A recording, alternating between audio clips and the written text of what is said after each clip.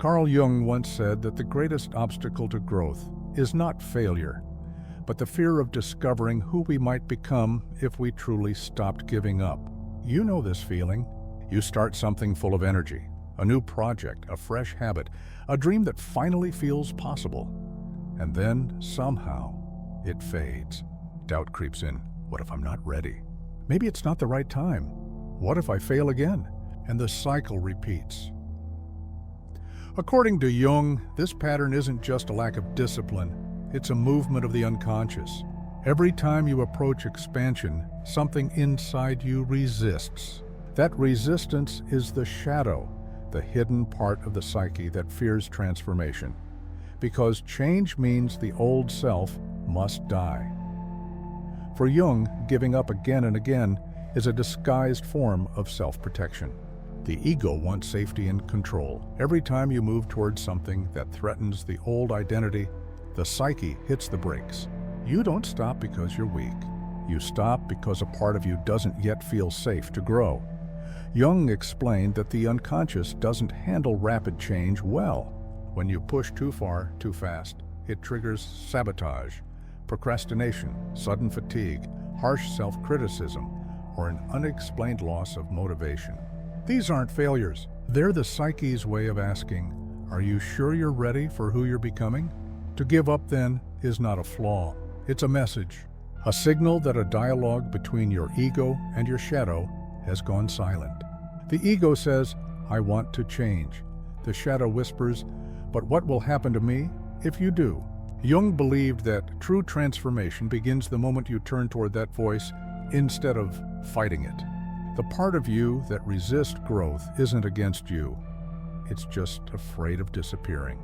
And when you can hold that fear with awareness, the energy of giving up begins to shift. It's no longer a dead end. It becomes a doorway. It's Monday morning. You wake up determined. The light pours through your window, coffee fills the air, and you tell yourself, this time it's different. You open your laptop, write your goals, make a plan. For a while, everything feels possible. 2 days later, something changes. You wake up heavier. The motivation's gone. You try to push through, but your inner voice whispers, why bother? You'll give up anyway, and you do again. First comes frustration, then shame. You start believing that something's wrong with you. But deep down, it's not weakness. It's protection. Jung said the shadow isn't evil. It's simply the part of us that was never allowed to be seen. Every time you give up, it's as if that unseen part is saying, stop trying to be who you think you should be. I just want to be accepted as I am. Picture yourself in a meeting. Everyone's excited about a new idea. You want to speak, but a quiet voice says, don't. What if you sound stupid? So you stay silent. When the project fails, you feel a strange relief, because hiding felt safer than trying. That's how the shadow works. It prefers familiar disappointment over unfamiliar risk. Jung taught that the unconscious creates external circumstances that mirror internal conflicts. So every time you give up, life seems to conspire against you. Time runs out, distractions appear, emergencies pop up. But look closely. The resistance isn't out there, it's inside. Maybe you try again, a fitness plan, a new relationship, a creative dream. You start strong, then something inside whispers, you don't deserve this. And slowly you sabotage your own effort. Not because you don't care, but because safety feels more important than success. The truth is, you learned this pattern long ago. Maybe as a child, when trying meant being judged. Or in school, when standing out meant being mocked.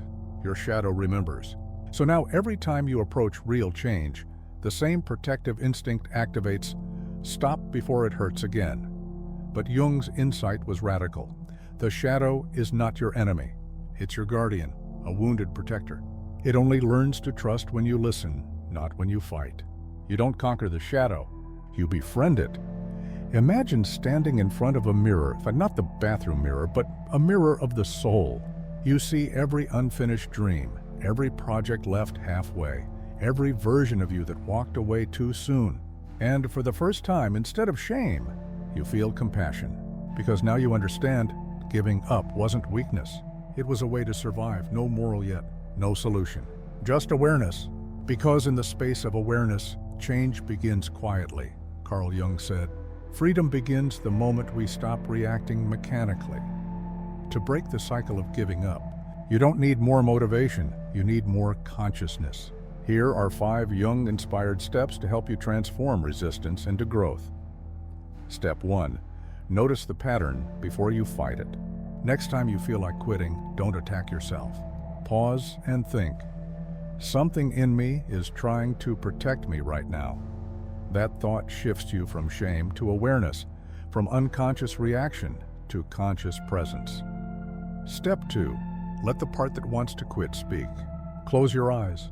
Imagine that part of you sitting across the table. What would it say? Maybe, I'm tired of failing, or I just want to be loved even when I'm not perfect. Write those words down. When you name the shadow, you free it from running your life in secret. Step 3. Separate emotion from identity. Feeling like giving up doesn't mean you are a quitter.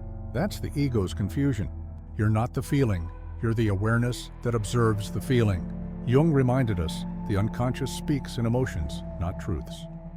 Step 4. Turn small acts into symbols. Every time you continue for 5 more minutes, every time you show up again, you send a symbolic message to the unconscious.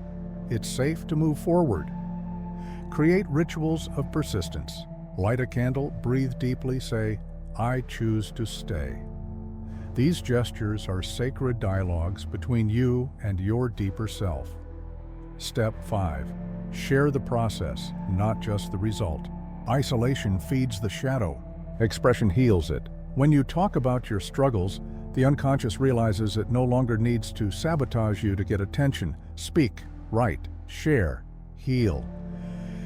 If this message resonates, like, share, and subscribe, not for numbers, but as a symbolic act of commitment.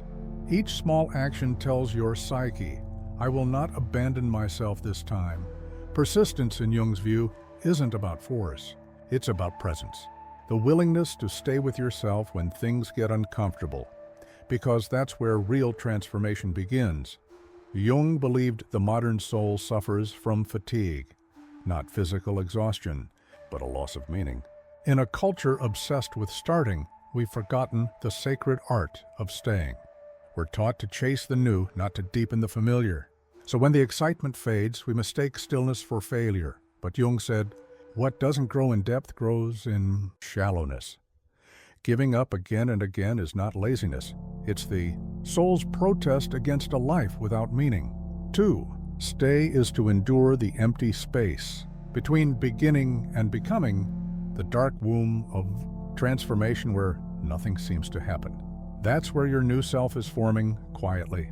But the modern ego hates that silence. It demands proof, and so it interrupts the process again and again. Jung saw this as a collective symptom. Our culture worships light but denies shadow, celebrates success but avoids process. And this avoidance fragments the psyche, creating anxiety, burnout, and the endless urge to start over. The collective unconscious is filled with images of perfection, yet starved of symbols of integration. We scroll through idealized lives, comparing our unfinished becoming to someone else's highlight reel.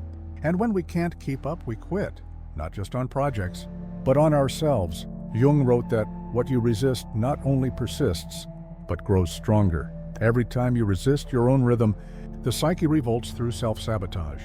But when you choose to stay, even in uncertainty, something shifts. You no longer fight life's rhythm. You begin to move with it. Staying becomes a spiritual act. It's a statement to the universe. I trust the timing of my soul, because the unconscious grows in darkness the way seeds grow underground. And when you learn to wait, something sacred takes root. So if this message touches you, pause. Take a breath. And if it feels right, like, share and subscribe not out of habit, but as a quiet declaration, I choose to stay. Carl Jung said that individuation, the process of becoming whole, begins when we stop running from our own darkness. The impulse to give up isn't weakness, it's a messenger. It's the part of your psyche that says, I'm scared of what comes next. When you listen instead of fight, the message transforms. Giving up is no longer an ending. it becomes a pause, a moment of awareness, because the truth is, nothing inside you is truly against you. Every part, even the one that quits, wants to protect you. You grow when you can hold both forces, the one that wants to move forward and the one that wants to stop. Real strength is not in never falling, it's in never abandoning yourself when you do. Jung taught that we do not become enlightened by imagining figures of light, but by making the darkness conscious. And maybe that's what you're doing right now, bringing light to the part of you that's tired, scared, and ready to give up. That's courage. Quiet, patient, sacred courage. So the next time you feel the urge to quit, remember, you're standing at the doorway of transformation. Stay, breathe, trust, because if you can remain in that space between fear and becoming, your entire life begins to change. Now I invite you to reflect in the comments.